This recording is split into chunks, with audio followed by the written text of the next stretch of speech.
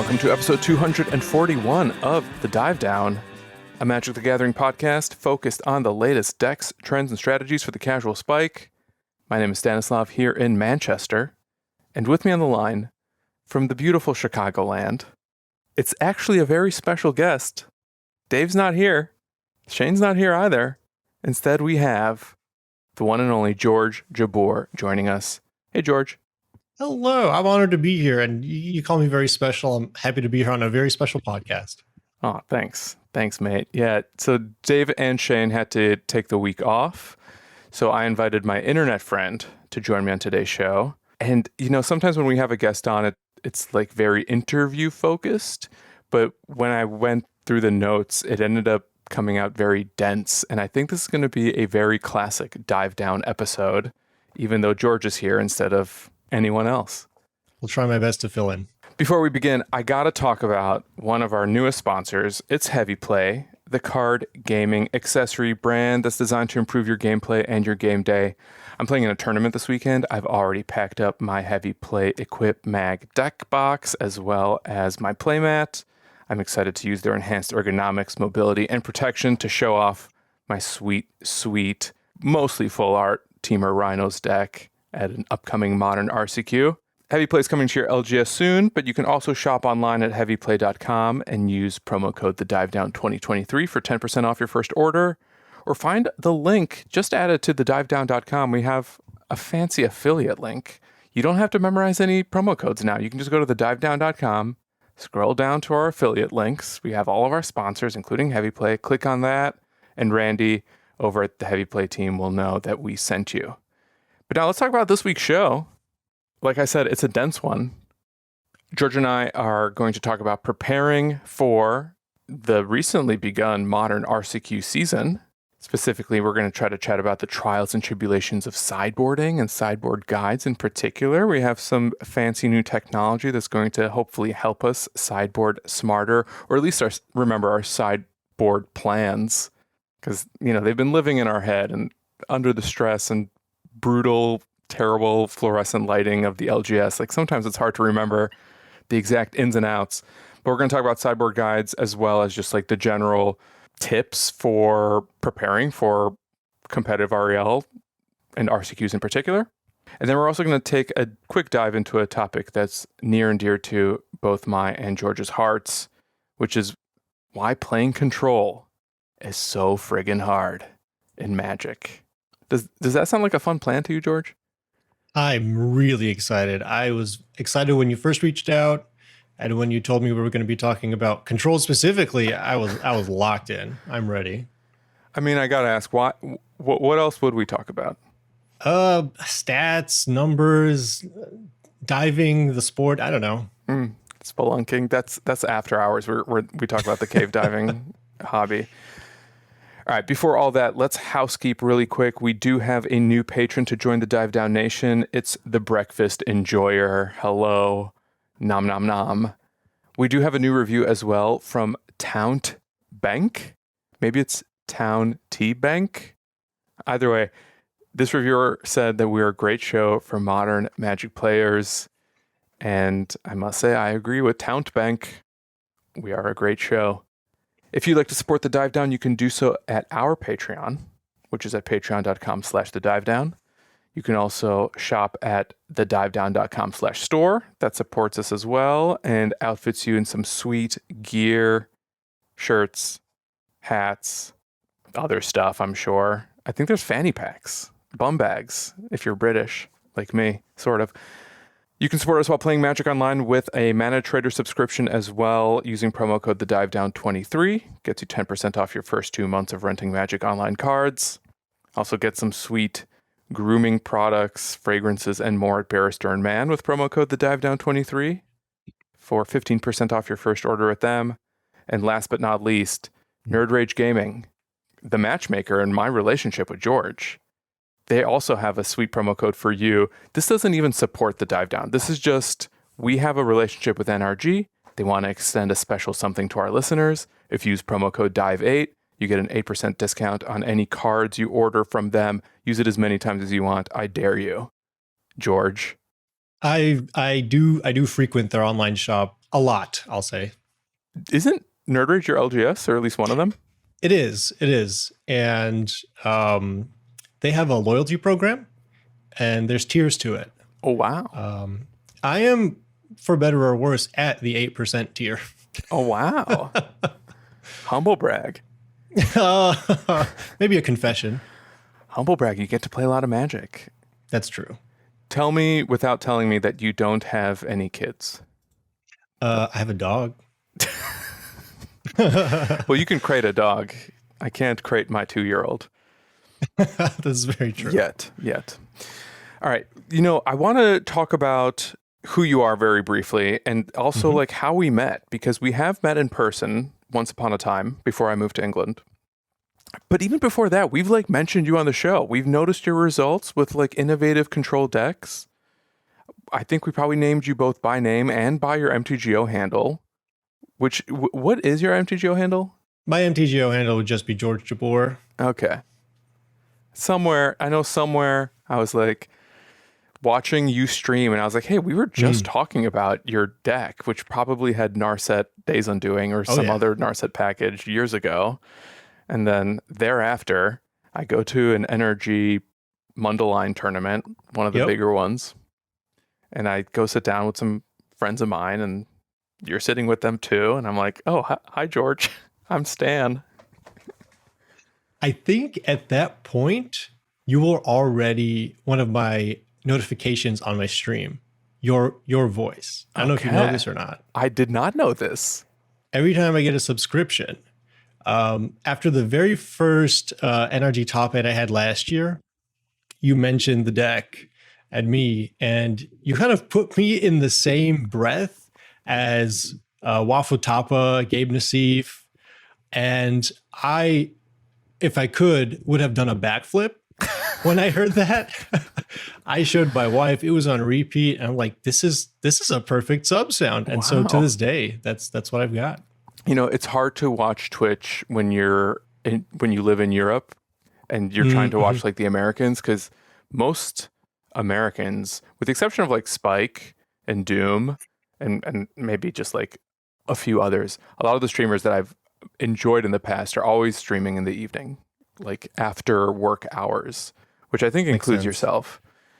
I know every time I've seen you stream once upon a time, it was usually in the evening when I was free. It's hard to keep up, but maybe I'll check out some VODs just to hear myself on there.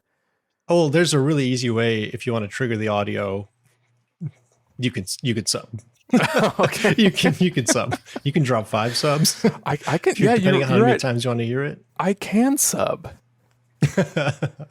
Do I hear the sound if I sub during a VOD? I don't think so. I have to sub live. Yeah. Okay. Well, I'll just stay up late one night and do that. Thank you. All right. We have to introduce you, and the way we've introduced previous guests is through a little segment that we like to call Inside the Grinders Studio. I didn't tell you about this in advance. I wanted this to be off the cuff. I have some super secret notes off to the side so that you can't see my public notes. Okay. And all I'm going to do, George, I'm just going to ask you 5 lightning round questions that are going to dig very deep into your heart and soul, and you're able to answer them in as few or as many words as you want. Okay, I'm ready. Question the first. What's your favorite Magic the Gathering card? Narset, Parter of Veils. Wow.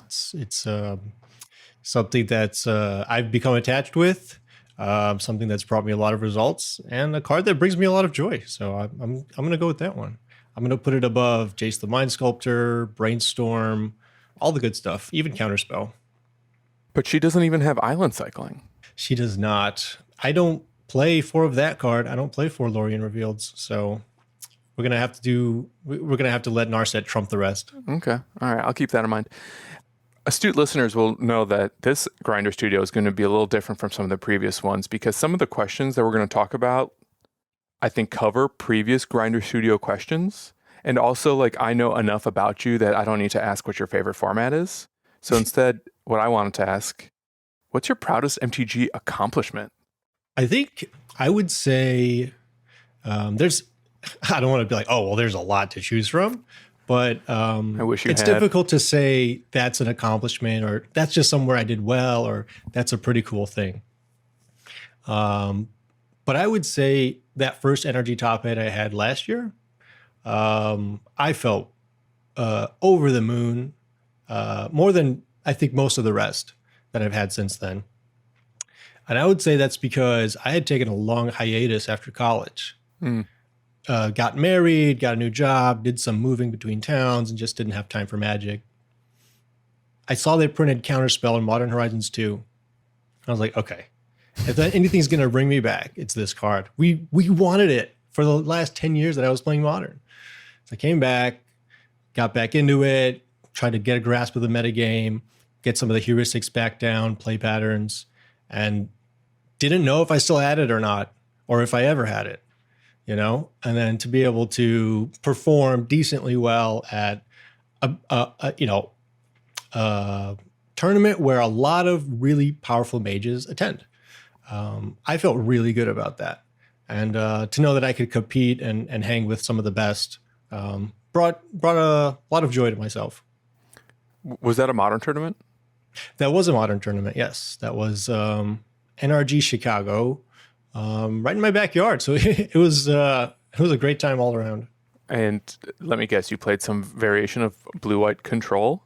Oh, I did. I had played blue-white Narset that wasn't really on the map. It kind of still isn't.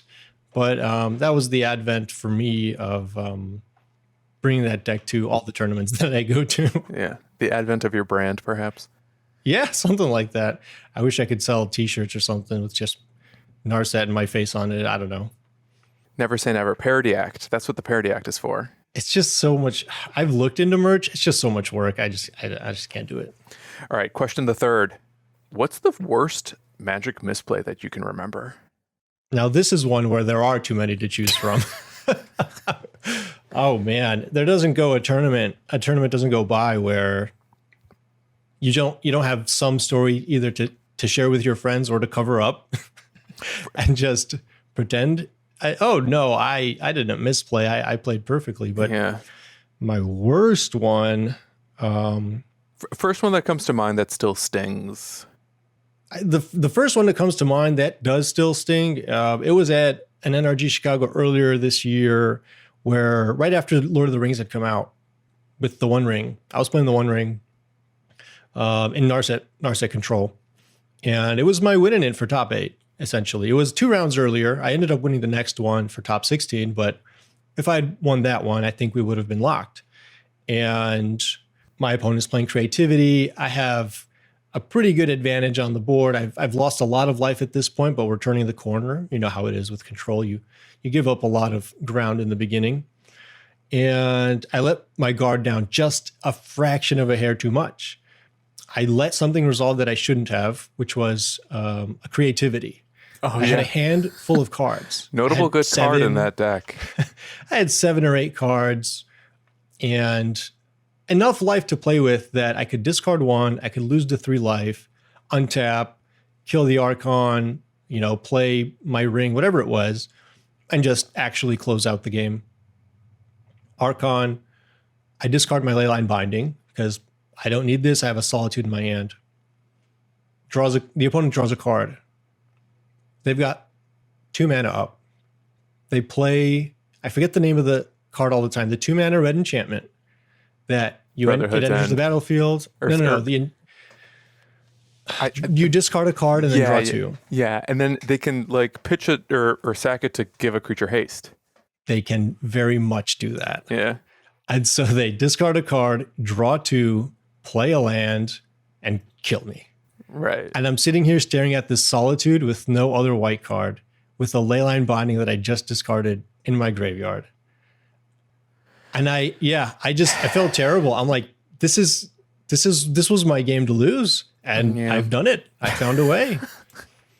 And those moments just happen. Sometimes you make a decision, you have almost all the facts in front of you, and it just doesn't work out, and that's okay. Yeah. Who do you think has helped you level up the most as a Magic player? Oh, he's going to love hearing this. I don't even want to say it. I would say my friend Garrick Alfred. I was actually just co-streaming with him yesterday night. One time at an NRG, we met and had never met before. And I was going between the tables after I'd finished my round just to see what other people were playing, do some spectating. And I saw a guy playing a fully foiled blue-white Narset deck. And I was like, I got to meet this guy. So afterward, we chatted a little bit. And over the next couple of months, chatted more on Discord and started playtesting together and just discussing the strategy over and over and how it best fits into the metagame, what some of the card choices might be, how things are changing. And to this day, we just test all the time together. And I think the best thing that he's brought is a level head. You know, control mages, we can get carried away by certain pet cards, pet choices, maybe safety blanket cards. And it's really helpful to have a playtesting partner who is able to say, you know what, I understand, but you cannot play that card. Mm-hmm. Or I get the appeal, George, but you cannot play 80 cards without Yorion. It's just don't do it. And being able to have some of those words echo as I deck build, as I plan strategies, as I prepare my sideboard guides, whatever it is, has been a really big benefit. Well, thank you, Garrick. All right, final question. If you could ban one card in Modern, what would that be? Grief. Wow. Now, is that because of scam specifically, or? Yes. Okay. I don't mind it in pretty much any other deck, which not very many play it. I guess maybe this Reanimator deck that's been going around, but Grief, absolutely, undoubtedly. The card that lets you get double Thought Seized on turn one, I would ban that card. Okay. Noted. Yeah. Oh, do you have a say in it? Are you going to pass that down the line? Well, I can always tweet. Thank you. Whatever you could do, we appreciate it. I'm on Blue Sky. I can Blue Sky them too. That's a good one. You know what my handle on Blue Sky is? No, I don't. It's Magic the Gathering. I got Magic the Gathering. You got Magic the Gathering? You have the clout. You have the power. Yeah, I'm not getting as many followers as I thought I might. It's a matter of time. I don't think I'm posting enough about Magic on Blue Sky. I don't think I'm posting enough at all, to be honest. For better or worse. It's boring there. Okay, with all that done, I feel like the world knows you, George, as well as I do. World.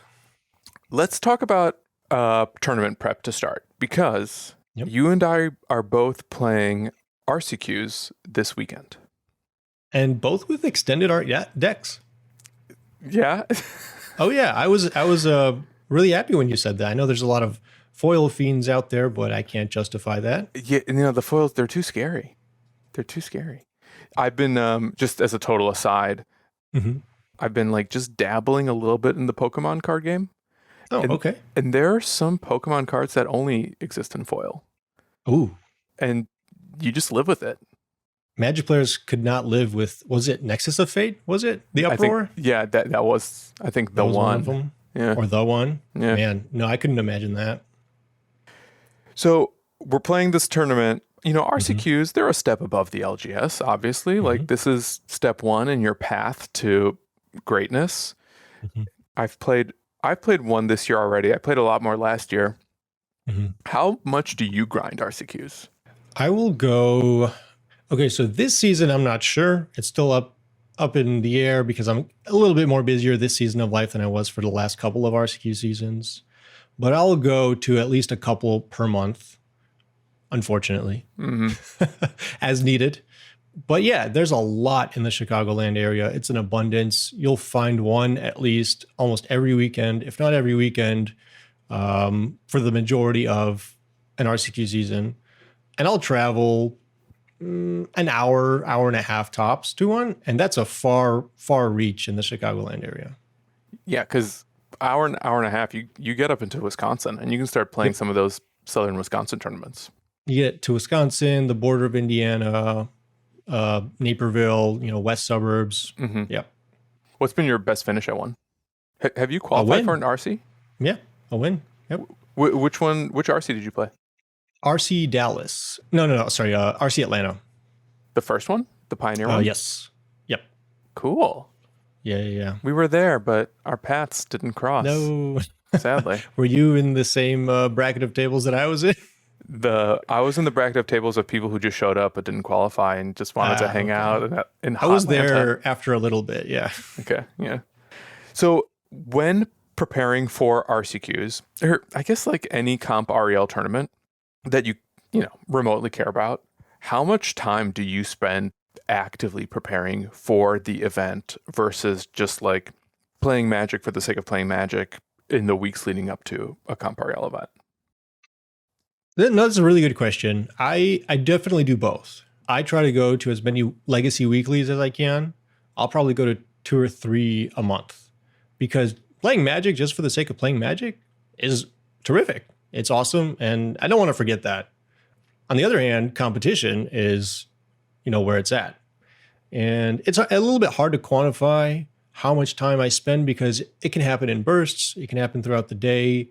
If we DM back and forth with some friends about the upcoming tournament for like 20 minutes, does that count? I think so. I don't really sit down and play Magic online for 3, 4, 5 hours a day, or 3, 4, 5 leagues a week. It's nothing like that, but I do like to put in a concerted effort to the point where I feel comfortable saying, I know the deck that I'm bringing. I have an idea of the decks that I expect to see, and I have a good grasp of the strategy that I want to bring this weekend. So oftentimes that will entail a couple of leagues in the week. If there's a Saturday RCQ, I'll run a couple of leagues that week, maybe one the week before, and then I'll look through a lot of the online results, or not online specific, but results that are posted online, to get an idea of where the metagame has been and where it's going. And I think it's important to know that the metagame shifts very fast.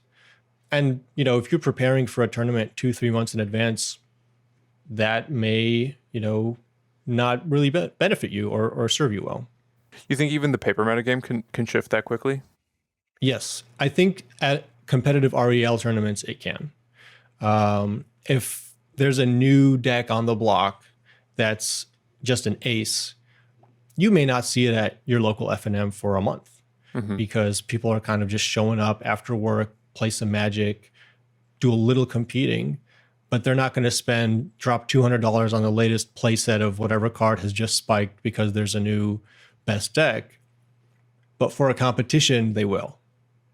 And so when you're going to an NRG or even an RCQ, definitely an RC, yeah, absolutely. The meta, if it has shifted within the last 2 weeks, I don't know if you were at RC Dallas, just a week or two after the Boros Convoke deck came on the scene, it was everywhere there. In Pioneer. Was in all the LCQ tables, in Pioneer. It was, I think, a little bit in the RC. I don't think it had a great showing, but just to say that, the metagame will shift at competitive REL tournaments. Yeah. Yeah, I mean, I feel like this is just sort of like a good reminder that, at least right now, for people playing the Modern RCQ season happening, like, I think it literally kicked off last week or the week before, and it's happening every weekend, more or less, for, the next 3 months. Like, if you're playing this weekend or next, like, you have to be prepared for some beanstalks. Oh, yeah. That's what's up. So when I was thinking about, like, my own mental approach to tournament prep, like, I've never put it into paper like this before, but I realized that, like, I've essentially adopted 3 steps to thinking and planning for a tournament. And at different stages of my Magic career, quote unquote, like, the weight I put into various steps changes. But in the abstract, I feel like all of my tournament prep starts with first testing, which is just for the sake of, like, either trying different decks if I'm flexible in the format, or potentially trying a new configuration of a deck that I know. For example, like seeing how 4-color Rhinos plays versus Teamer Rhinos. After you've changed up mana, played more Triomes, throw in Leyline Binding and Ardent Plea, what have you. So that's the testing phase, like trying to figure a deck out. Followed by the practice phase. And now this is where, for me, a deck has been selected, and I'm specifically trying to get familiar with, like, the deck's play patterns, critical sequencing or critical turns that matter most to a game's or a deck's plans, and then also identifying key interactions that, the deck is trying to play against other people or protect itself against other people's interactions.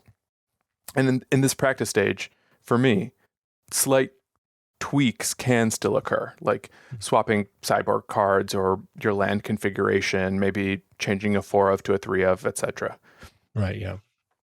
And then the final stage, after I feel really, really confident with and comfortable with the deck, this is like the planning stage where I'm doing some like pen and paper writing about sideboard plans for specific matchups.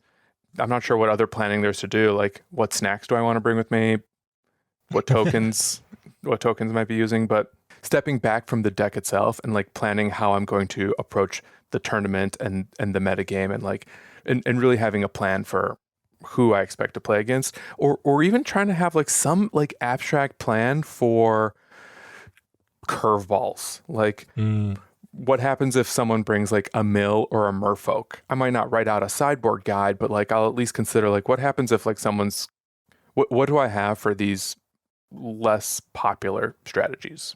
That's my basic philosophy. I'd love to hear your gut check on that. Like, do you have your own philosophy or approach? Did any of that resonate with you? None of it. No, no, yeah. That's a really great outline. I would say, and I think you probably feel the same way. It's not linear. You can get to that planning phase and just like, no, I need to test some more. This didn't work out. I don't like the plan that I have. I need to go make some adjustments. And you hinted at that in the planning, in the practice phase when you said, yeah, we can still make tweaks here. Mm-hmm. I think it's important to keep that flexibility open and not kind of tunnel vision and keep a narrow view and narrow perspective on card choices or overall strategies. I think you can get into specifics on what testing or practice or planning look like, and it'll look different to different people. Sometimes I'll consider testing if I build a deck and I hand it to a friend who I trust to pilot it and say, hey, I think this is a good idea. I don't have time to play today for locals, or can you run a league with this if you've got a moment? And I'll consider that practice for me in some ways.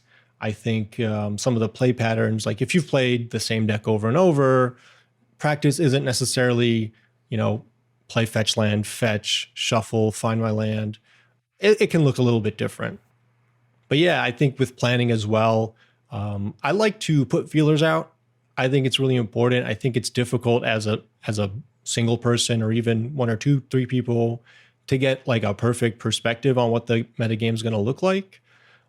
Say you had a friend who went to a big tournament last week and maybe has some insights on how things turned out or new technology that they maybe came across.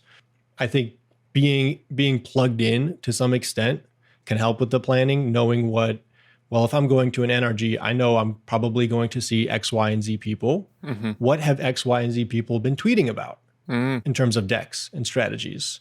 What are they maybe typically prone to bring to a big tournament? And keeping that in mind during planning, because it's not in the abstract.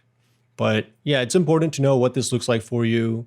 And if it's not working, feel free to change it. Where do you feel like you spend most of your tournament prep these days? Because personally, like I'm doing very little testing anymore. I've found a deck that has been really good to me for a long time. We talk about it constantly. I've started full arting it.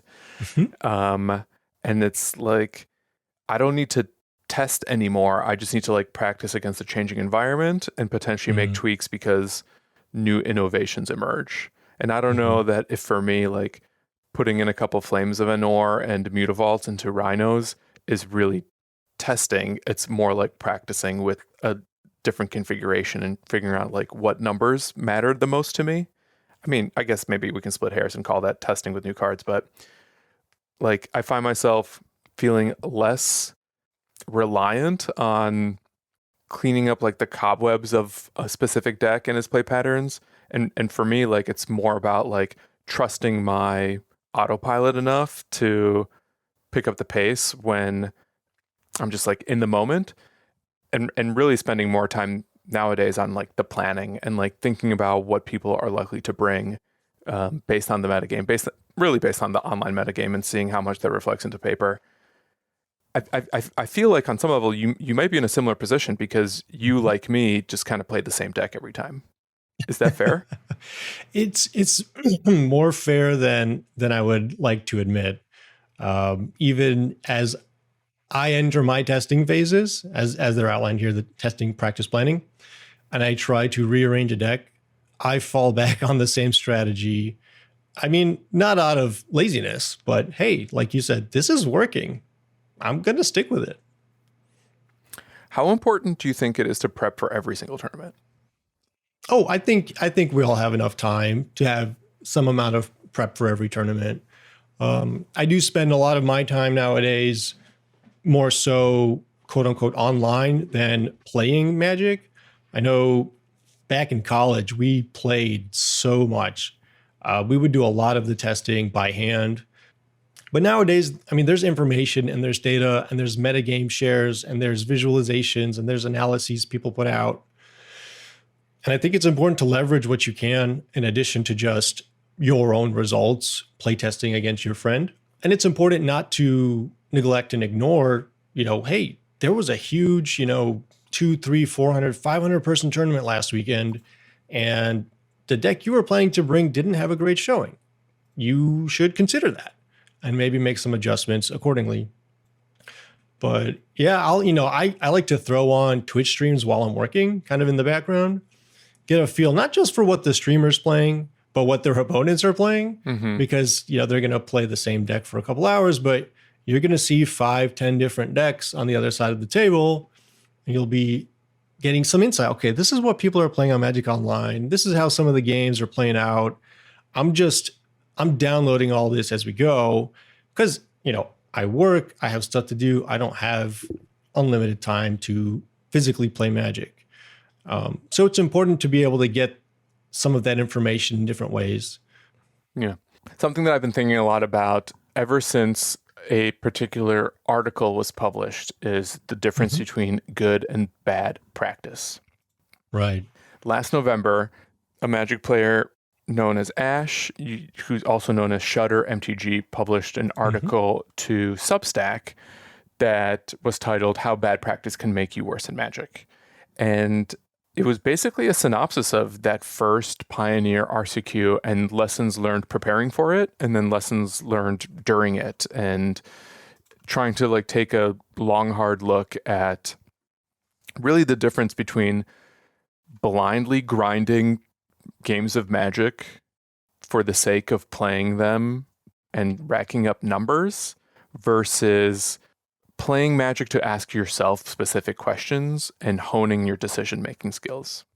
And like that completely changed my framework in terms of not just tournament prep, but like how I think about every individual game and the importance of reminding myself that when I make a play, I have the time to ask myself like why I'm making certain plays. And I've had similar lessons from coaching sessions that I've done with various other players who are better than me and have made me better too. And though they don't always put it neatly or explain it as neatly as Ash did in that article, I felt like that's one of the things that preparation has done best for me, is making me understand and really come face to face with like when I'm playing ice on turn 2 against someone, like why am I doing that? Or what is the reason that I shouldn't do that sometimes? Or, like nowadays we're talking about like island cycling Lorien reveal. Like when are you supposed to do that versus when are you supposed to hold it as a pitch spell? And like having the discipline to like ask yourself those questions in real time and likewise to like know that you're supposed to ask yourself those questions. I feel like preparation is critical to not necessarily just like helping you get closer to the truth of a deck or a matchup, but revealing to you that nothing is always black and white. Do you have your own opinions on good versus bad practice that you've had to face or think about? Yeah, definitely. What you're describing definitely resonates. And I read Ash's article when it came out, and it was really, really insightful. Not just that, it was really vulnerable and really open, which I think it goes into what you're describing when you're saying, oh, let's take cycling Lorien Revealed, for example. Should I cycle it or should I not? As a Magic player, you're probably a smart person and can justify either decision. Oh yeah, well, I totally did it and I was justified because, but to pause and say, well, I was justified, but it was wrong, and I should learn from that. And there was something someone sent me recently. It was some clip of Kobe Bryant saying, someone was asking him, something along the lines of, do you love to win or hate to lose, or something like that? And he's like, I'm playing to learn.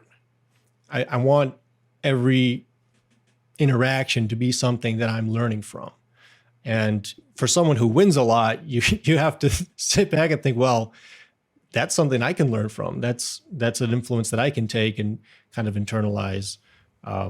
So next time when I'm playtesting against my friend, and let's say we're playtesting Magic Online, I misclick, I end up losing the game.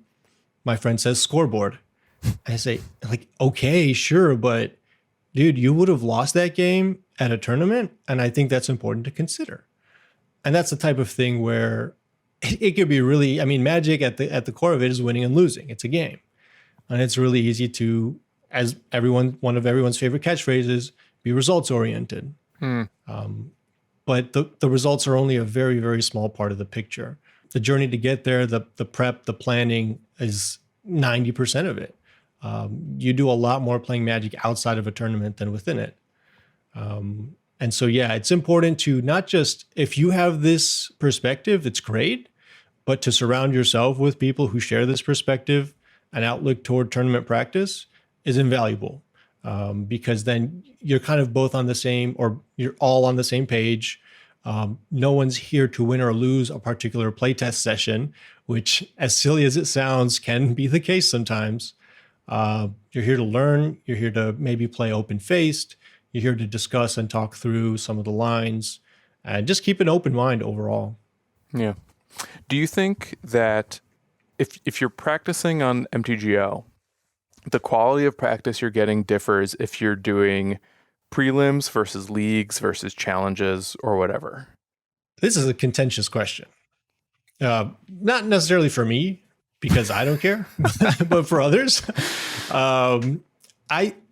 I think the answer is yes and no, because at the end of the day, you are still getting something out of playing a league, as little as people might give that credence.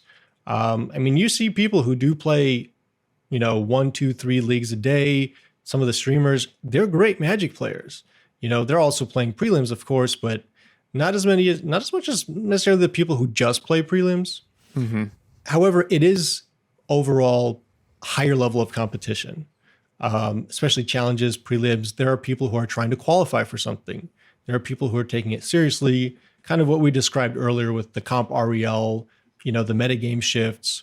There's people who are here to win.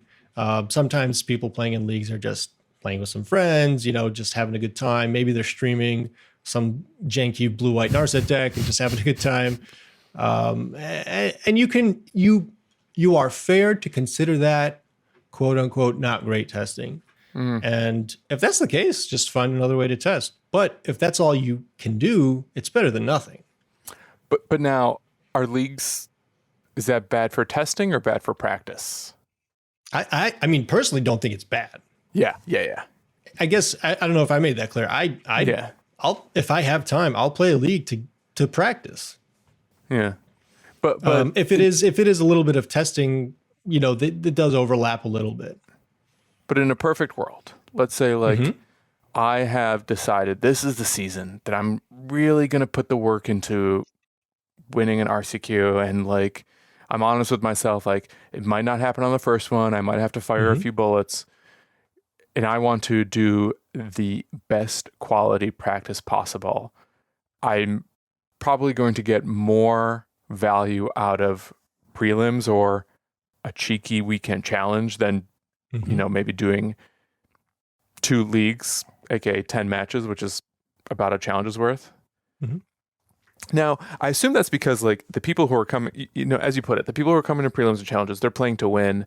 And I think like what really this is, I think I'm about to quote Ari Lax and something that he said once on the Dominaria's Judgment podcast, where playing against like a higher level of competition, what you end up finding yourself doing is being placed in difficult positions because of opponents' decisions.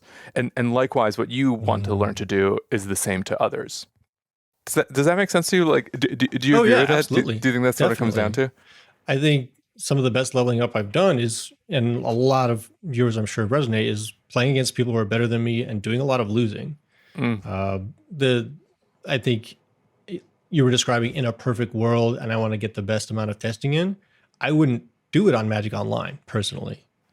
I would find people, I would gather the decks that we need and play paper testing. It's, I think, infinitely better than doing online testing. Even the idea that you could misclick and then all of a sudden this game is thrown out the window in terms of information you can gather to some extent. It's just, all right, this is an invalid data point at this point. We don't know how this game may have ended up if I didn't skip my entire turn. But yeah, so it's a good amount of, or it's a better testing environment to do those higher stakes events.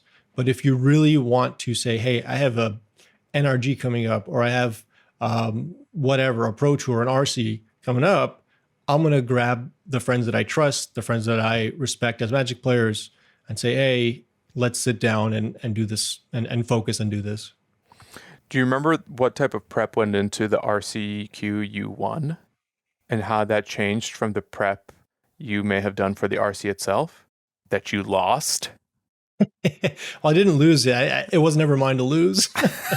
Oh, man. I think at that time I was playing a lot of Magic Online. I was doing a lot of streaming. I had a lot more spare time in that season of life. And so I was streaming a lot more frequently. And I was going to weeklies a lot more frequently. Nowadays, I'll commentate because NRG streams their weekly Modern. Sometimes I'll commentate. Sometimes I'm busy. And so the season of life has changed a little bit. But it was a lot of Magic Online. And I will say since then, I've made a lot more friends, competitive friends. I've made a lot more connections in the competitive community. I have a lot more people I can reach out to, discuss ideas with. And so I think I'm in a different place than I was back then in terms of the resources I have access to. Yeah. How important do you think is tweaking to the prep and practice process?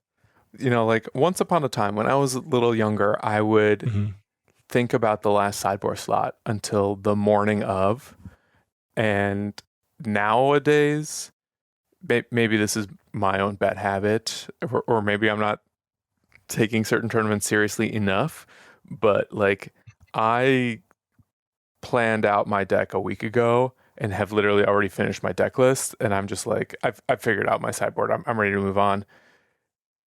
I'm sure like the best case scenario is somewhere between those two, like not stressing to the last possible second and having a little confidence in your choices. But like, do you think over analyzing like each individual card and especially the 15 in the sideboard, does that help? Specific, like literally answering your question of over analyzing, no, I don't think that helps. Like you said, somewhere between anxiety and apathy is where we want to be. I think it is important to consider the tweaks, though, for sure, absolutely. I think even the 15th sideboard card or the 14th, if you play Kahira or Yorian or what it may be, is very important. George, you can't play Yorian anymore, dude. In the Legacy Weeklies, I can, and I will, and I do every time. Oh yeah, and apparently it's good now. So I wasn't wrong. I was just early. But yeah, I think you will bring them in at some point.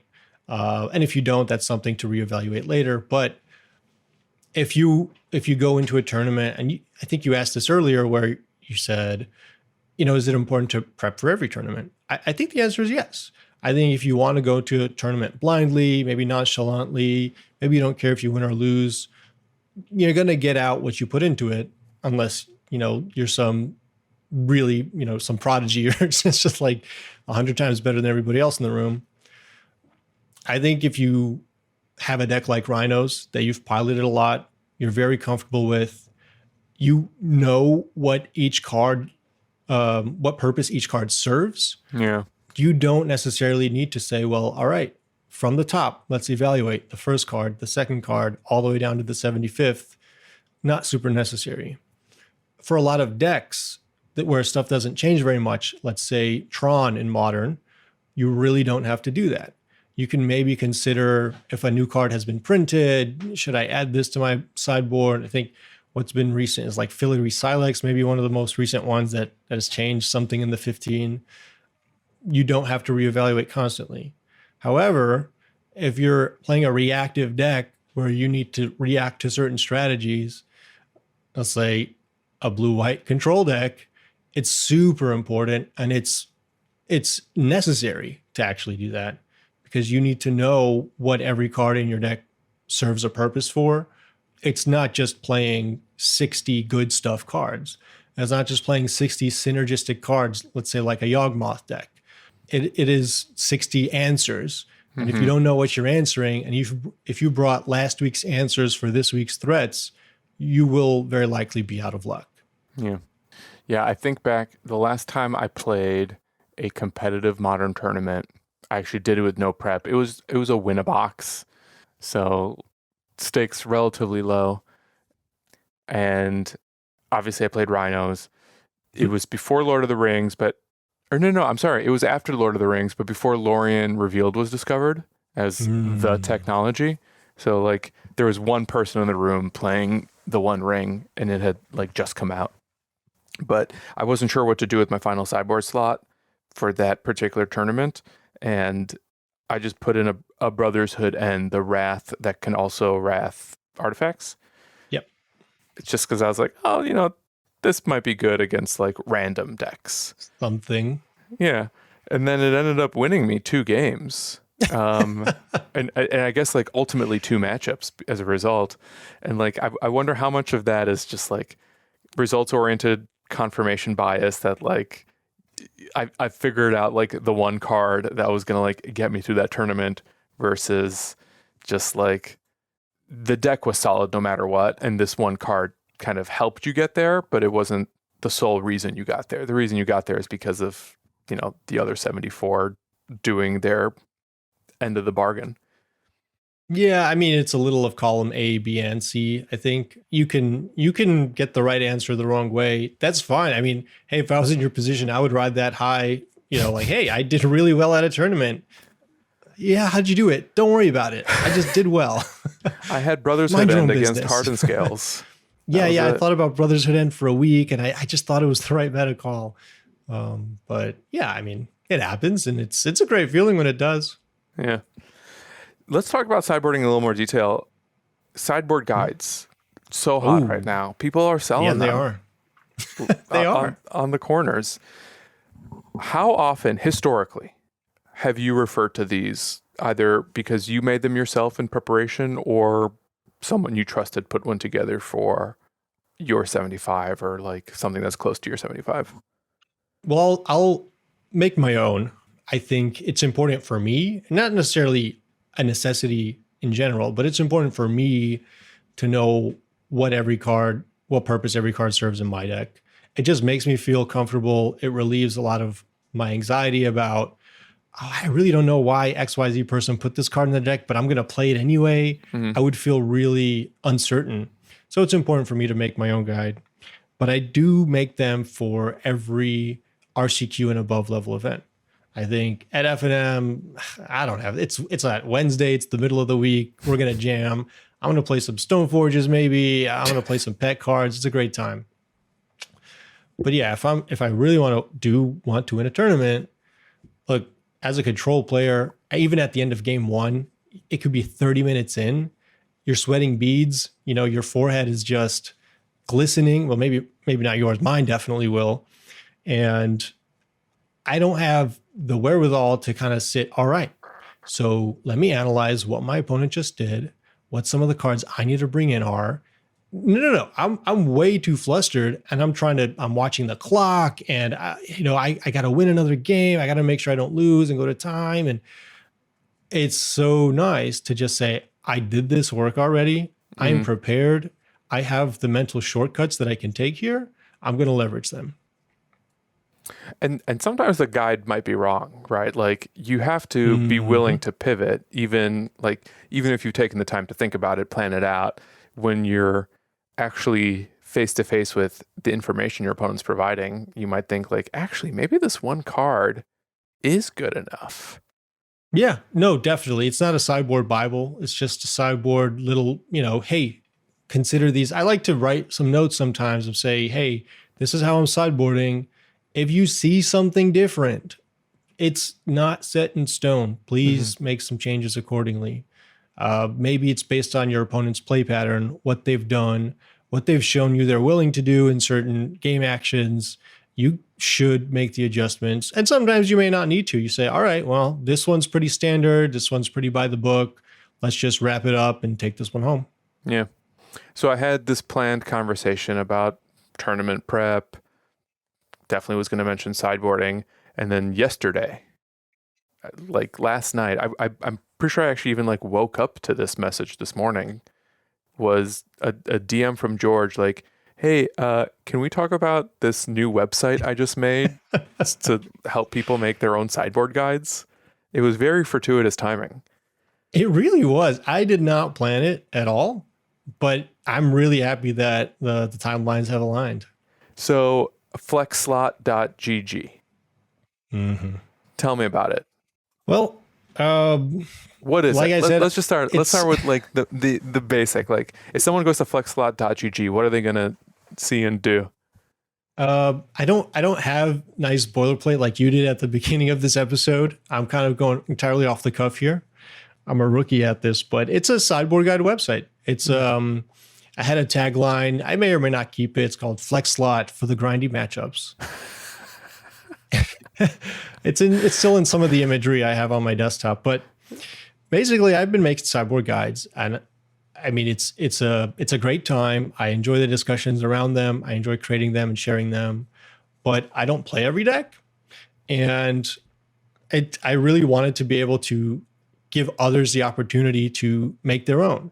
I've made a couple of Google Sheets templates in the past and shared those with the community.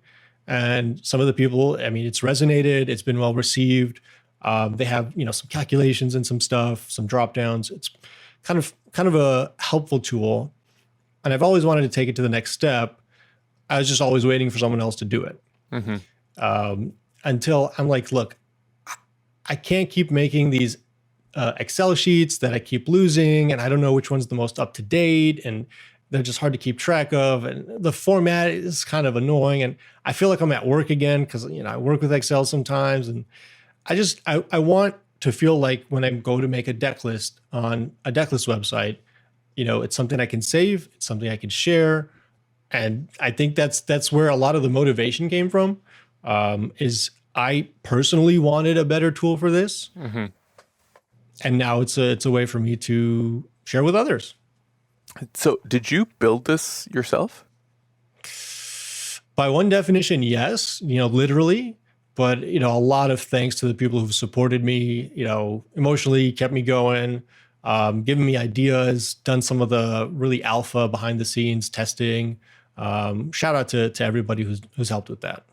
Did this require coding? Like, I am kind of curious, just from a high level, like, are you writing JavaScript to make this, or like, how did you actually build this?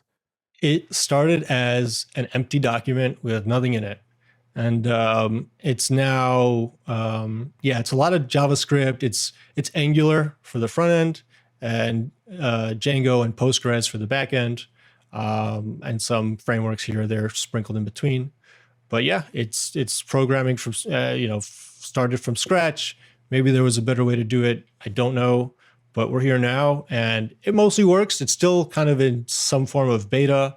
I'm still doing a lot of, tweaking and adjustments, but it's working. I don't know. Yeah, I messed with it a little bit ahead of this episode, and one of the things that I liked, so a few things that I really liked was it's a very clean interface. Like it's you build a deck, it's a column, and then you can like literally press a button to import the entire top 10 modern metagame, and then you can just start like clicking +1, -1 on individual cards to assign like what you're taking out, what you're putting in, and you can also filter by play versus draw, which I thought was pretty convenient, as well as add like just additional notes about your deck or your plan.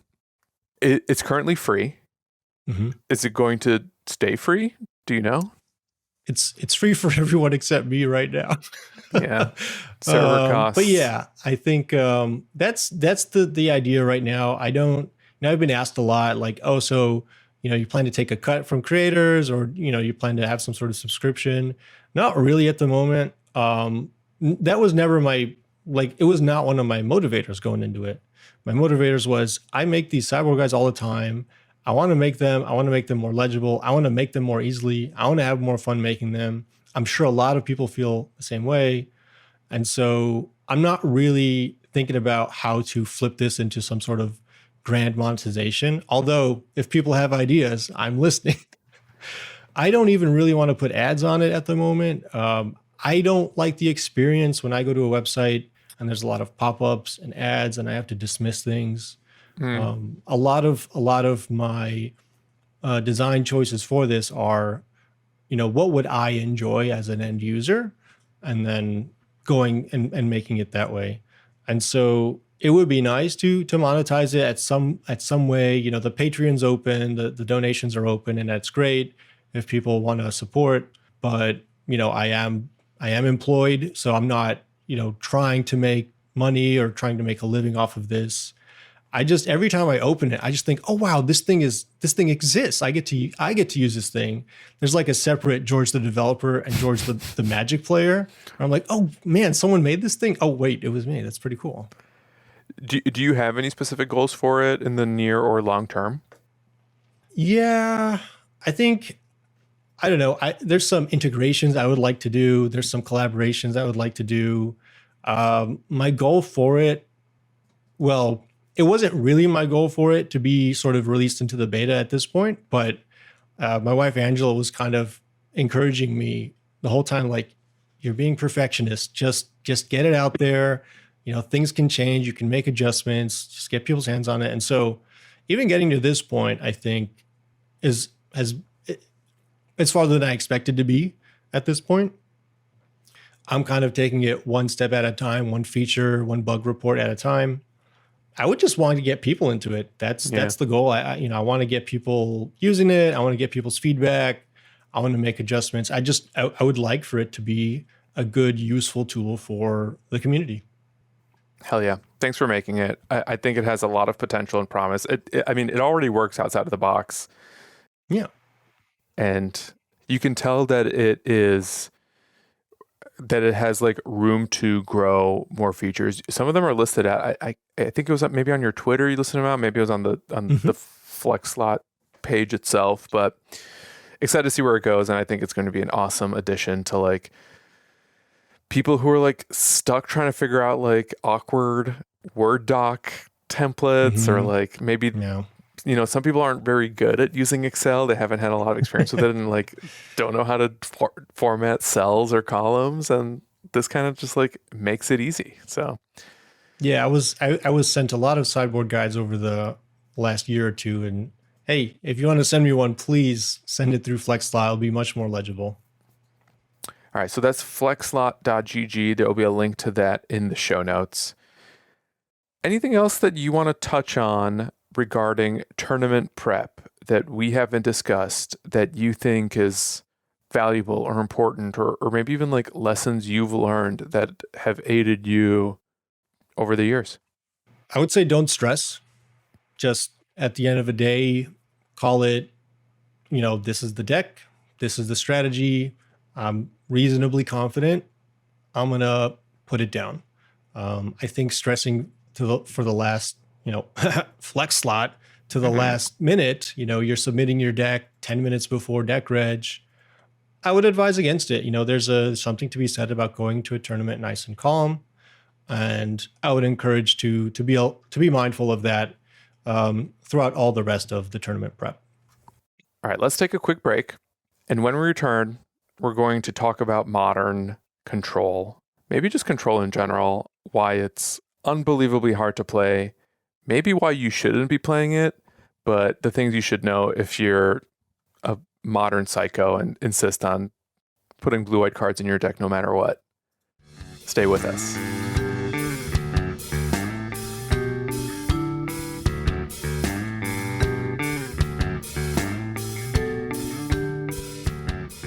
Stanislav, I have appeared in your ad break. I love when we do that. An ad break cameo. So you know what's funny is I've actually been editing your conversation with George this week, How do I and sound? I'm here to tell. You sound great. George is great, by the way. So I appreciate you having him on. I thought I'd just tell everyone how much I enjoyed your conversation. But we're not here to talk about George. We're here to talk about you. This is an intervention. This is a smeltervention. Oh, Fall smell intervention, because I need to tell you, Stanislav. Yeah, I mean, remember, Stanislav, we had that conversation a few weeks ago about dismal swamps and tangled junipers and serpents and whatnot. So spooky. Because you were talking about hollows, right? And so hollows we thought was out then, but what it really was a pre-order. And now hollows is available for purchase on Barrister and Mann, our regular sponsor, on their website. Quantities, please note, quantities of hollow products are limited. And when Barrister and Mann says stuff like that, they're not lying, because they have tons of seasonal products. And two, we wanted to highlight this week were all the hollow stuff. If you do not remember, is it takes inspiration from swamps and churchyards. So if you want to be a goth, which I'm cool with, then you can combine vetiver, oak moss, black pepper, cocoa, labdanum, and cedar to get your scent on. You know what people don't realize is that you're the goth of the show. You're probably right. Shane's the goth. You're Dave's the emo grunge, and I'm the emo, yeah.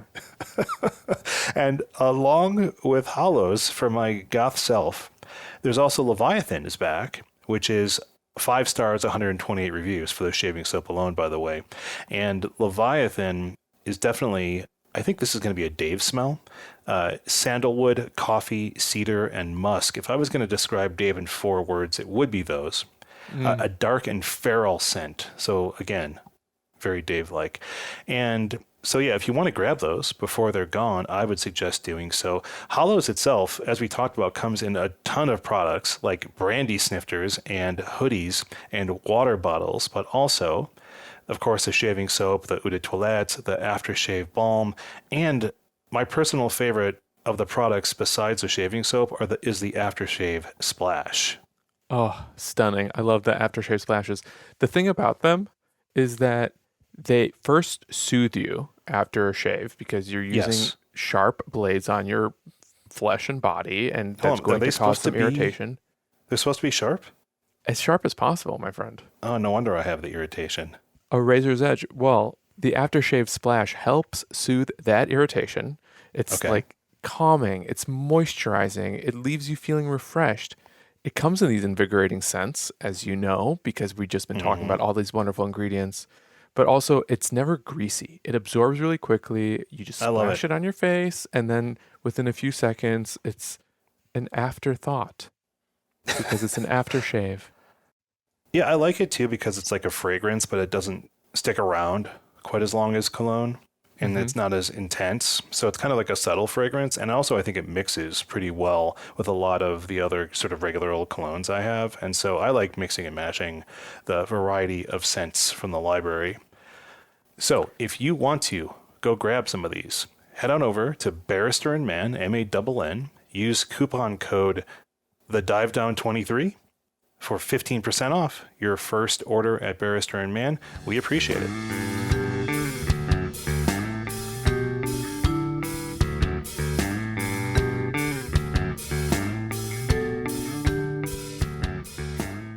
And we're back. So I came up with the title of this episode before anything else, and it stemmed from, just kind of following George online, knowing that he was the control expert that I could talk to, because I don't think Gabriel Nassif or Wafo Tapu want to talk to me after what I've done, which is start a hit Magic the Gathering podcast. And I was like, I want to chat with George on the horn, and I bet the best way for me to get him on the show is to entice him into talking about control for a bit. But here's the thing, like, we don't really talk about control decks especially highly on the dive down lately, because, we try to be as data focused as possible, and, data changes tournament to tournament, but, we've seen that, like, blue, white, X and blue, black, and like decks that have control in the name, like, they just haven't been particularly strong contenders in Modern. So with that in the background, I was like, I just want to call this episode like Don't Play Control, featuring George Jabbour, the control master. But you and I both know that some people can't be stopped. Specifically control players, correct. Yeah, and maybe they shouldn't be stopped. Like, there's a place for them to kind of keep us on our toes and sweating once Teferi Hero Dominaria is on the battlefield. Data aside, what do you think is the current state of control in Modern? I don't think that control is a tier 1 deck. A lot of people will send me Andrea Mangucci's tier lists that he creates every, I think, month it is. And it's like, man, such disrespect for control. It's not on the tier list, or it's D tier, or, whatever. I'm like, I don't know. It seems accurate to me. I think he's got a good grasp on the metagame. And unless you're crazy or obsessed or having a great time or particularly adept with control strategies, I wouldn't recommend for someone who's asking me about what should I play in Modern. I wouldn't recommend, blue-white or blue-black control. I think there's a lot of threats nowadays. It's difficult to keep them all neutralized. When is control good? Like, is it case by case? Like, control got some new pieces and other decks didn't? Or is it bigger picture, like specific metagame environments, like, oh, everyone's playing combo, then yes, I want to register as many counter spells as possible? Yeah, I think it's the second. I think we saw a really good example, or we see a really good example in Pioneer, where if one of the top decks is, say, Rakdos midrange, and you could put 4 Memory Deluges and 4 Teferi Hero of Dominaria in your deck, that's a great position to be in.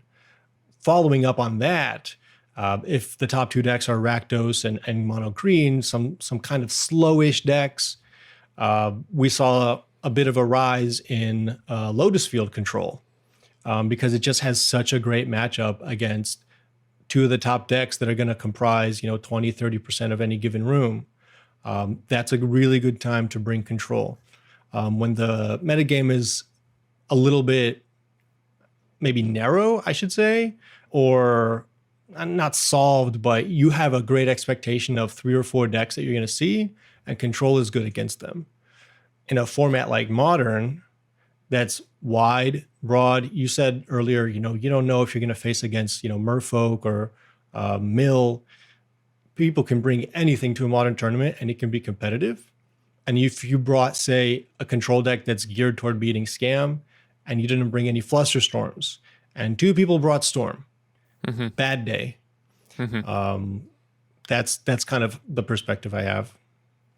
Do you think control can be a consistently plus 50% deck in Modern? Or is the Modern format just like too big these days?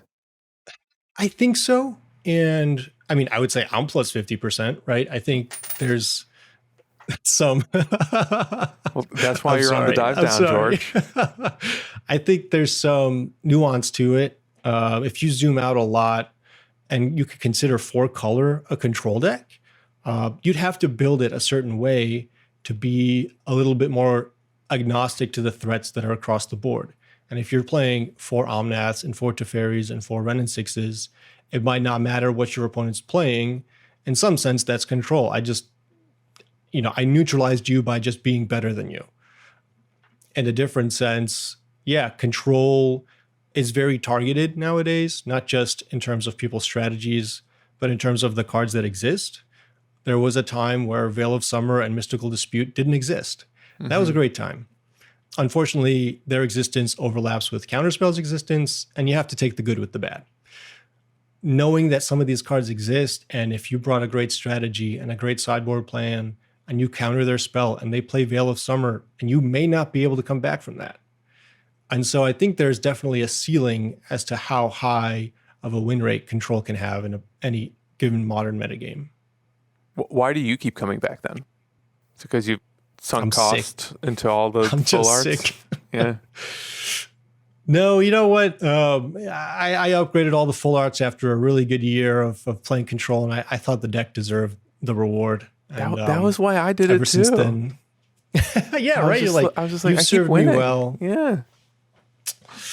I enjoy the strategy. I don't really enjoy playing a card like Ragavan or Wall of Roots or Karn the Great Creator. It's not really what I look for out of Magic. I'm not trying to play a threat. More specifically, I don't like getting my threats removed. I don't like dying to kill spells or being ground out by what my opponent's doing. If I play a couple of creatures and they play a Fury, I'm leaving home and I'm not coming back. Jokes aside, though, I like the strategy that control has. I like the puzzle that it presents. Hey, here's some pieces. Here's a metagame. Here's some cards you can play. Put it together. What can you do? Can you come up with something that is a winning strategy? I appreciate that. It's hard though, right? Like being good at control is, in my opinion, and I want to hear if you agree, it's harder to be good at control than it is to be harder at like just about any other deck apart from like very, very proven hard decks. Like at one point, Hammer was like a very difficult deck to play intelligently. I think because it has like these weird combo lines and linear or narrow opportunities to win. There were times when Murktide was a very difficult deck, I think, for that same reason. I feel like those decks kind of ebb and flow sometimes in how challenging they are to an average player, whereas control is just like, it's always kind of hard. You're always evaluating like decision trees with 20 branches that stem from like your opponent's one card, and you have to decide which of these three answers do I want to deploy. Yeah. I mean, you are presented with a lot of questions that you do need answers immediately for. In addition to that, you don't get free wins. I mean, maybe the freest wins you can get are against a deck like Rhinos. Sorry. No, I know. It's true. It's so true. But we don't even play main deck Chalice anymore. Oh boy. You're getting some free equity with your main deck disputes and our sideboarded chalices. But regardless, if you have Grief and a scam card in your hand, you very often just win that game. If you sit down and you have an Urza Saga against a control player that doesn't have dress downs, for example, that's probably a free win.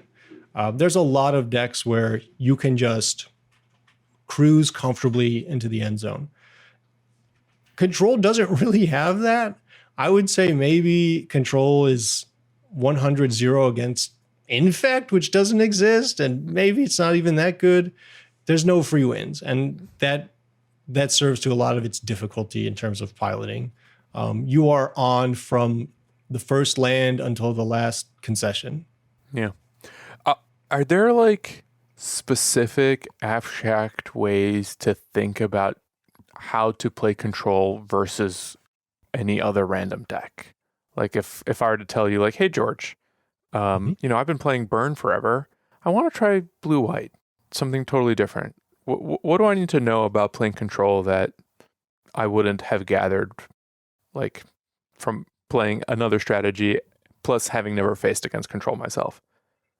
That's a really good question because I've never played Burn. So I think we need another guest on the podcast and have a little it doesn't have to be Burn specific. Like you don't have to worry about answering this for the Burn player, but like maybe it's a Magic noob who's like Yeah. going to come to you and be like, "There's something about Counterspell, the card, that looks really appealing to me. Like, how should I think about playing the Counterspell decks?" Shane, my co-host, will frequently ask other guests like, "How do I think about playing Counterspell?"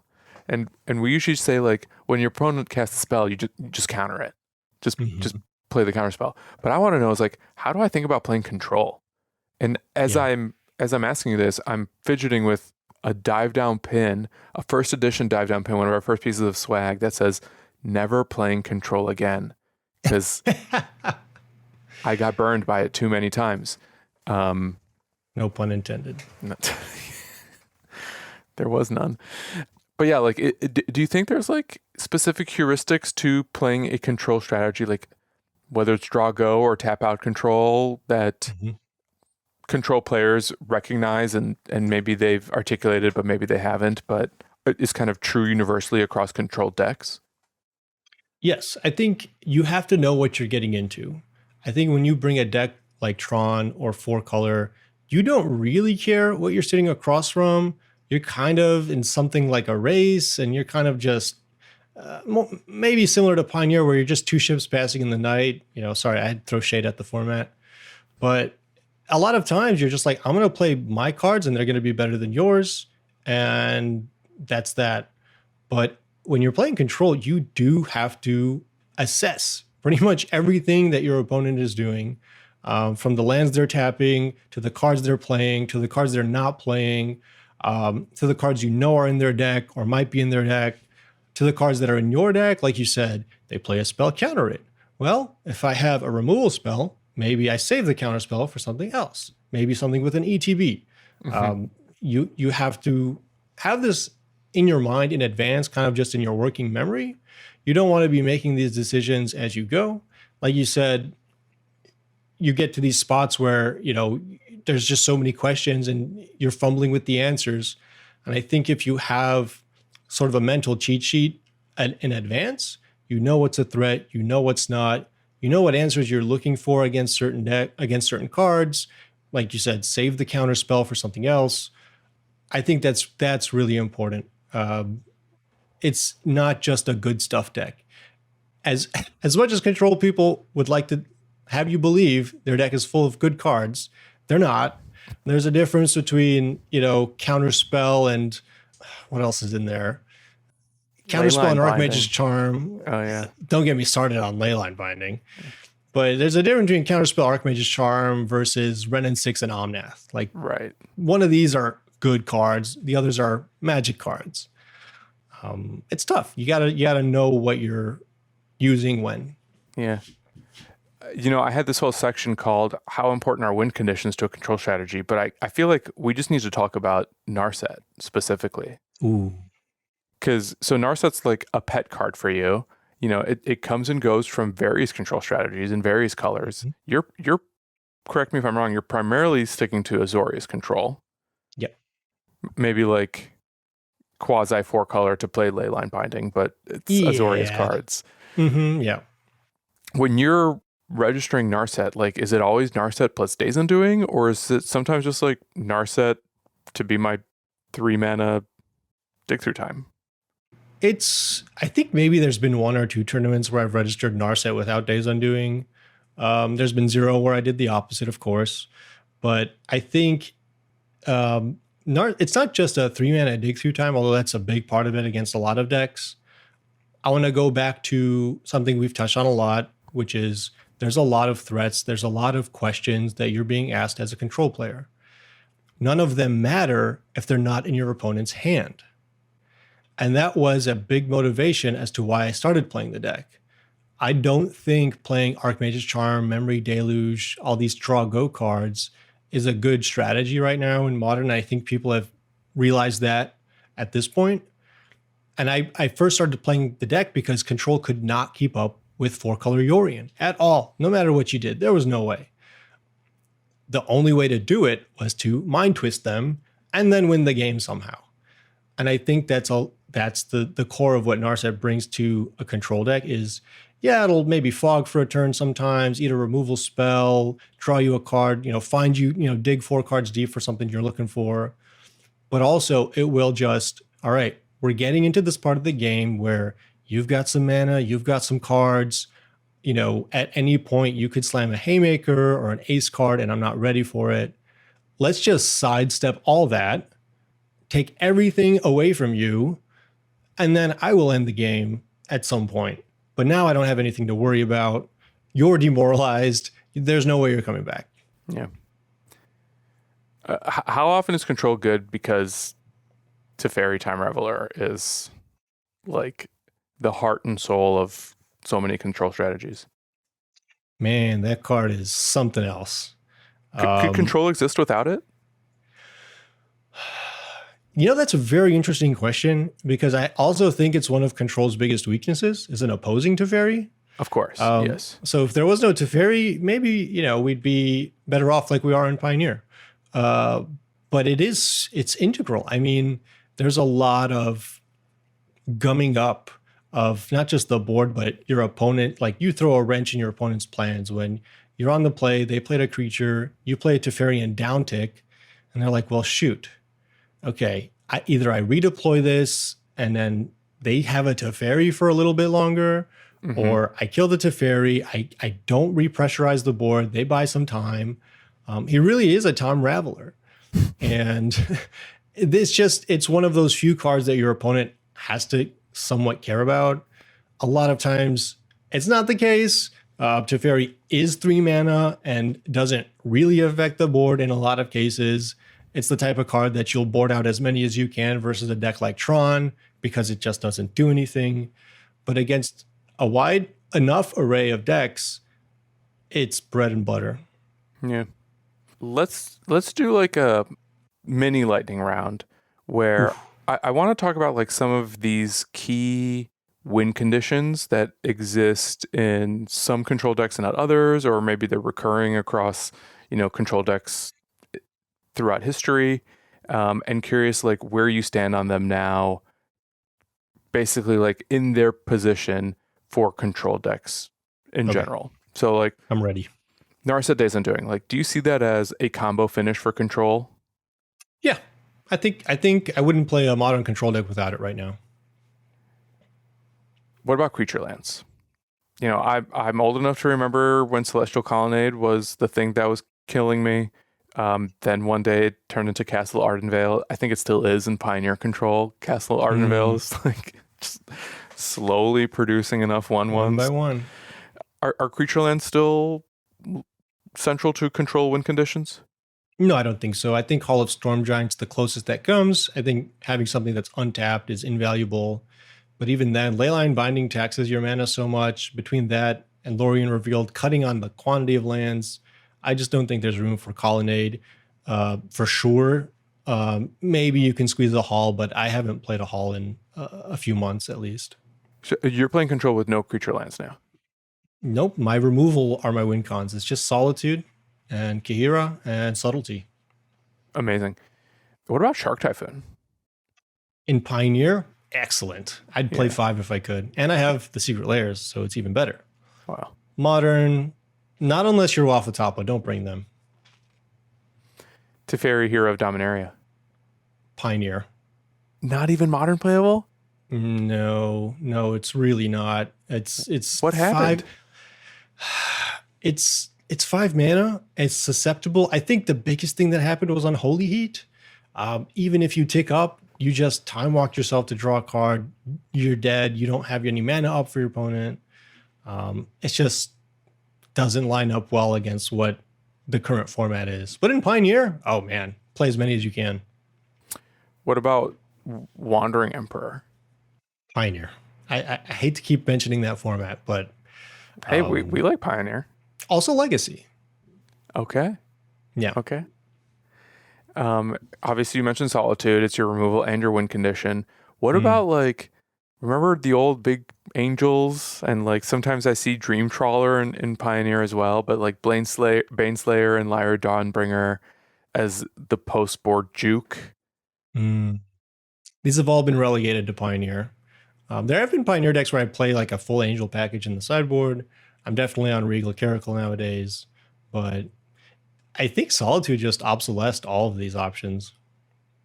What do you think? So, and maybe it is Teferi, but like, what is the best card in modern Control these days? Like, what is the reason to play Control? That are there any cards that maybe you're using better than any other deck? Well, it's definitely not Prismatic Ending or Leyline Binding. I hate those cards with a passion. They're a necessity. I don't even know if it's Counterspell because I think Murktide plays it to better effect. Being able to protect something and just kill your opponent is really good. I do think it's the pitch spells. I think it's the forces, the subtleties, and the solitudes. Being able to answer your opponent in ways with or without mana can catch them off guard, can help you turn corners faster than you should be able to. And with the advent of the One Ring and even the Bean, sort of, you can recoup your card advantage. Being able to use these pitch spells is the big reason, I think, to be playing Control. Are you playing 4 rings? Currently on 3. I think it's a good number to have. There's not, you're not playing 4 Omnaths, but I am playing the Narsets. It's no reason to be greedy. Just there's enough fluff in the deck already. Yeah, and Narset can find ring. Narset can find ring and the second ring, and other Narsets as well. Yeah. How often do you think Control needs to iterate to changing metagames? Like, is it just whenever a new set comes out? Is it more frequent than that? I would say it's more frequent than that for sure. If you consider iterating at least to be like reanalyzing, are we good? Are we still good? All right, cool. Let's run it back. You don't necessarily have to make changes, but I would say monthly, if not weekly, depending on how many events you're going to. Yeah. And how often do you need to be willing to swap colors to stay in the control lane, but like in a productive control lane? So like, most recently blue-black control, thanks to that, Sauron something card from the Lord of the Rings set, like kind of put, Sauron's Ransom, like it helped put Dimir control on the map for a bit. I'll say those cards, they're not Teferi Time Raveler. I think I will be hard pressed in Modern to play a deck without white in my control deck because of that card. And then same for Pioneer. Like, I'm not playing a control deck without Teferi Hero of Dominaria. I know some people have found success with blue-black control decks in both formats, but I think you lose out on just a little bit too much. And like I mentioned earlier, Solitude's the win con, and it's a removal spell. I mean, I don't know what more you can ask for from a control-based card. Yeah. All right, so trying to stay conscious of time. I don't want to keep you too much longer, but before we wrap, I do want to spend a little bit of time talking about like some of the actual matchups. Because Modern has been, relatively stable and predictable for a really long time. And even though Lord of the Rings had its impact, and it seems like Wilds of Eldraine is going to have some impact as well, like we can still more or less anticipate certain strategies remaining relatively prevalent online and in paper. So you as a control player, I want to hear kind of what you're thinking about when you peg your opponent on some of these specific decks. Like, what cards matter? Are you feeling more or less stress, maybe, etc.? Starting with Rakdos Scam. Just don't scam me, and I'm good. I'm golden. I think that's the one Achilles heel in that matchup is the turn 1 double grief. Pretty much everything else you can deal with. Even the turn 1 Fury? Oh yeah, that's fine. You have solitudes and bindings. You'll take a couple of lumps, but if they don't scam me, I breathe a sigh of relief. How frequently can you recover from the turn 1 grief? Not very often. You need to rip off the top. I mean, that's the position they put you in. And so unless you have an insane hand, that's just double grief proof if it's like triple solitude. But yeah, you're definitely in a tight spot. Does that matchup improve at all with like anything that's coming in from the board? Like certain ley lines or something else? You get to bring in, what set was Stern Scolding from? I think that's Lord of the Rings. Yeah. That has been a huge help in post-board games. It's one of the best upgrades that the deck has gotten for this game matchup. It hits everything except Fury, and specifically it hits Bowmaster. Love that card. Yeah. All right, let's talk about the bean. We can call it money pile. Lately, it's been the 4-color bean deck. You know, you mentioned that once upon a time, like playing blue-white against the 4-color Yorion decks was Sisyphean task. How do you feel about it now? I feel about it now the same way I felt when I first started playing Narset. Is pretty good. Maybe something around 60-40. I mean, that's a big reason to play Mind Twist is they're trying to draw cards and you just take them out of their hand. If my opponent goes turn 2 Ren, turn 3 Teferi, I'm sweating. But if they have anything resembling a slow handful of removal, I'm breathing a sigh of relief. Rhinos, I assume, is probably one of your best matchups. Oh, it's a party. Yeah. It's a great time. Because, you know, sometimes you'll have the main deck Chalice. Obviously, you have main deck Teferis. Post-board, you're bringing in things like Flusterstorm. Theoretically, or, you know, maybe more some chalices. More chalices. I can probably count on one hand the number of times I've beat blue-white control with Rhinos in the span of like 2 years I've been playing it most like consistently. I think the more 1-drops a deck has, the more fear I'll have, and that deck starts at 3, so I think that's a big part of it. What about Hammer Time? That's tough. You have a pile of removal, no doubt, but I don't think I breathe a sigh of relief in this matchup until they say, okay, next game. Because at any point you can just out of nowhere lose all your life points or get 10 infect, or die to some constructs because you cleared everything out and they drew an Urza Saga. That's a scary matchup. I feel like Dress Down, Solitude, Leyline, Binding are all pretty good. Like even, I don't know if you're playing any Wraths, but like even like a cheeky Wrath will kind of like reset the board as long as they don't have, you know, a way to make a killer infect creature. I mean, even without that, like a turn 1 Esper Sentinel on the play out of Hammer, backbreaking. It's so innocuous, but it just throws a wrench in everything. And so, man, it's just not easy. You have the tools, though. You have the tools. Yeah, I feel like with control, it's really hard to kill the Sentinel without giving them a card, right? Absolutely. Because if you just wait, okay, you can wait. You're taking some damage. You're not going to answer something until turn 3. You're way behind. Just start shuffling up for game 2. Murktide seems to come and go pretty frequently these days. Now it has Preordain. Ponder? Preordain. Preordain, yeah. Not quite. Has Preordain changed that matchup for you at all? Has Murktide adjusted, do you think, adequately to whatever it looks like now post Preordain?